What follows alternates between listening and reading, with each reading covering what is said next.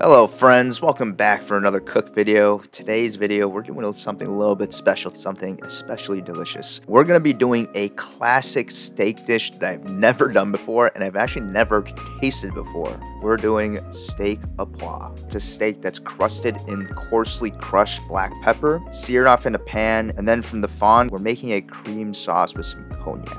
So without delaying any further, let's get started. This dish is traditionally made with filet, but today we're going to be using a New York strip steak. And today's steak is provided to us by Grand Western. So shout out to Grand Western for sending us this amazing steak. The marbling and the color on this New York strip was great. The first thing that we're going to do is we're going to crush some black peppercorns. Just for the sake of ease, if you guys have a spice blender, that would probably be the best thing to do, and you can just kind of pulse it. I unfortunately don't have one, so I'm going to show you guys two different methods that you can use in order to crush these peppercorns. The first thing that you can do is just put them into a Ziploc bag. I also wrap the bag in a towel. So last time I did this without the towel, I kind of ripped the bag open with just having too much contact with the peppercorns and the plastic bag itself, and I also don't want to ruin my cutting board. The second method, the method that I think works the best, is using a mortar and pestle. I feel like this method kind of gave me a more consistent grind, unlike just smacking the peppercorns inside the Ziploc bag, and I also think it's a little more fun to use. Next, we're going to season our steak, and we're going to season this beautiful steak heavily.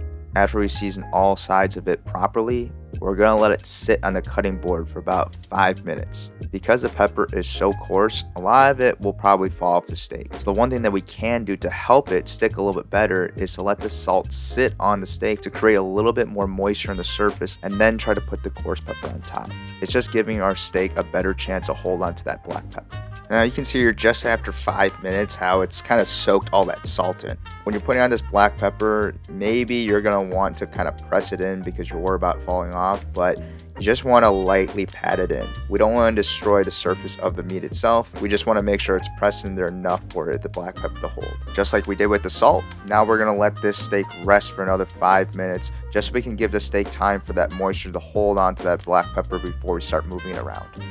While our steak sits, you know the drill, so let's get this fire going.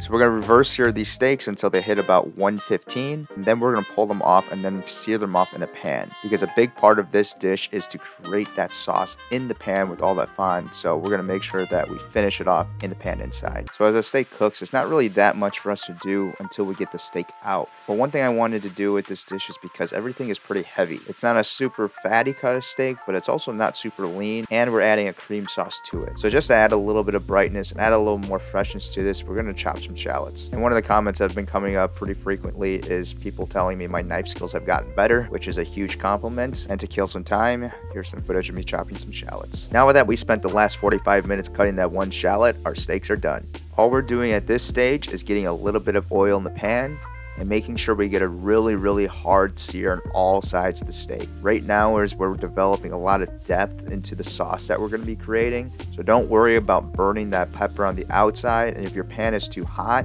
you can also flip it every 30 seconds or so to ensure that one side doesn't get completely destroyed, or just lower the heat. We're also going to hit the fat cap on the side as well, but if you end up with a lot of extra rendered fat left in the pan, make sure you drain the excess oil in the pan before we make the sauce. The base of the sauce is really simple. It's just two ingredients. It's heavy cream and cognac. And for our cognac, we're going to use a very specific kind. They want to know who's my role model. It's in the brown bottle. Yo, what's a motto? Hennessy. Yes, I just did that. Yes, it was embarrassing, but that's the type of music I grew up listening to. So if you go to the comments and you put in the two guys that sang that song, I'll give you extra credit points. Alright, now to get back to the cooking show. So the pan, after we finished our steaks, we drained off that excess fat, and now we're adding about 1/3 of a cup of cognac or Hennessy to this pan. This is my first time flambeing anything, so I was being extra cautious, and I stood away from the camera, stood away from the source of heat, and I try to light this with a lighter. And even though it still had some flames on it, it never really stayed lit. So after I built some confidence, I went back to the burner, but do whatever you need to do to feel safe. This is no time to be playing around and lighting your house on fire. After we burnt up all the alcohol, we're going to add about a cup of heavy cream to the pan, and then we're going to keep it on a medium-low heat, and we're going to keep stirring it to incorporate the cognac and the heavy cream, and also scrape the fond off the bottom of the pan. After a couple minutes of stirring, you can see how the sauce has changed color a little bit, and it's also leaving kind of tracks as we pull the spatula across the bottom of the pan. We also want to make sure we check for seasoning. We can check the viscosity of the sauce by scraping our finger across the back of the spatula, and if it keeps that trail, then we're good to go. Now that we got our sauce all done, let's check on our steak. Because of the reverse here, we got that perfect edge to edge on that steak, while still maintaining a really crusty bark on the outside because of that hard sear we gave it, and also rendered out that fat because we got to render it down slowly over the reverse sear and then hit it with some really high heat in the pan. Let's taste this before we get the sauce on there. I don't know why I don't season or pepper my steaks like this every single time. It's really good.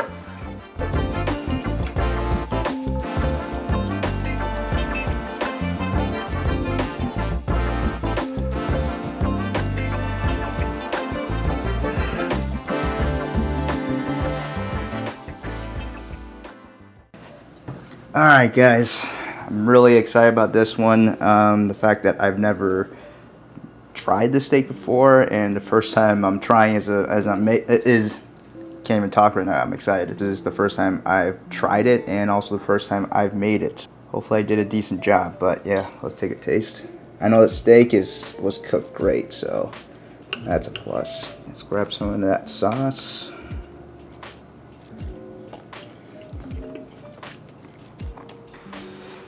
Okay guys,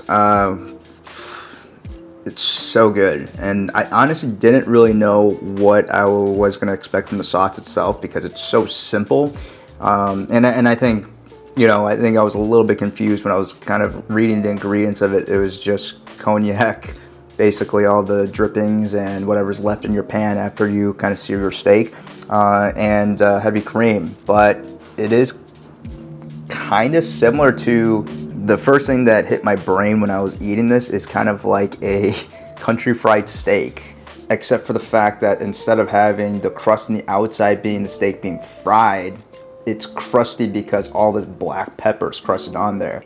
And the other thing that I was kind of concerned about was the amount of pepper that's caked onto this thing, that it was gonna be too spicy. But even when I had that bite with just the steak, it was delicious. But I do understand now why it pairs so well with the cream sauce, because it mellows it down if it were to be too spicy. But I felt like the contrast was great. I would say the one thing that I'm gonna try to do next time when I make this is I want to infuse the cream with some herbs. I think like tarragon and some thyme would be really nice in here, just to kind of give it a little bit more dimension in the cream sauce. I saw a lot of recipes of people doing kind of like a butter base with the, you know, thyme, garlic, butter base, but I felt like it was gonna be a little bit too heavy, especially since we're pairing this with the cream sauce itself. And I think I wanna say I made the right decisions by not doing that, but all the aromatics and herbs and stuff like that, I would definitely want to incorporate that into the sauce itself. I decided to put the sauce on the bottom and the steak on top, only because I didn't want the pepper to get kind of soggy. I wanted to still have its texture and its crunch, which it does. And also you can kind of play around with how much sauce you want on it, because if it's covered, then, you know, that's it, and you can't really do anything about that. But the other thing that I did to kind of give it a little more texture and a little bit more brightness is some of the shallots that we cut earlier. Instead of putting it into the cream sauce, I could just sprinkle the shallots in the cream before I put the steaks on top, so that you can kind of get these little pops of shallot while you're eating them, so you can get a little bit of freshness as you kind of go through the entire dish itself.